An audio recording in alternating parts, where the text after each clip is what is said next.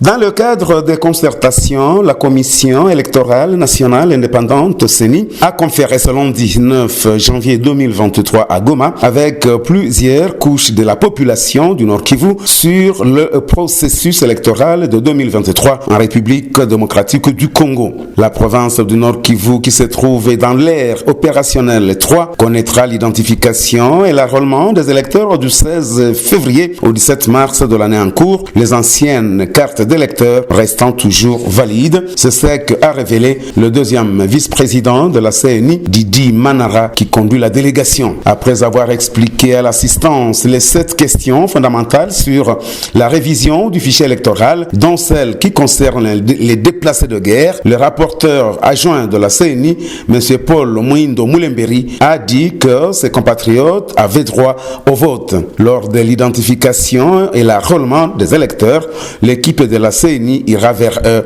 pour cette fin, a-t-il renchéri. Pour la société civile du Nord Kivu, personne ne pourra désormais accéder au pouvoir par les armes, la démocratie étant en marche depuis la première expérience électorale de 2006.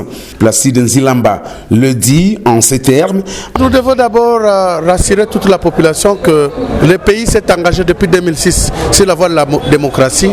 En dépit de tous les problèmes que nous avons, nous ne devons pas reculer. Parce qu'il n'y a que le seul schéma de la démocratie qui est une solution pour le développement et la paix dans ce pays. Et que donc nous n'avons plus besoin de quelqu'un qui prend les armes pour dire je serai député, on va me nommer de tel poste et consorts. Ça, nous avons déjà tourné le dos et le processus doit continuer. Donc nous restons optimistes. Et notre cri s'est levé chaque jour auprès du président de la République et toutes les institutions qu'on devait commencer par les élections locales.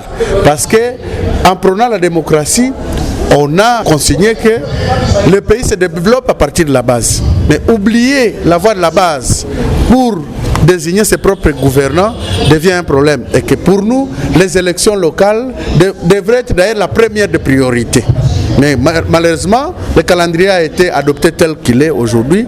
Nous allons nous y adapter et nous pensons que toute la population aujourd'hui devait déjà se préparer à ces élections-là parce que ça sera une histoire écrite pour la première fois dans ce pays. Présence à ce cadre des concertations du gouverneur des provinces en congé, du président en congé également de l'Assemblée provinciale et son adjoint, ainsi que les députés provinciaux en congé également de l'organe délibérant du Nord Kivu.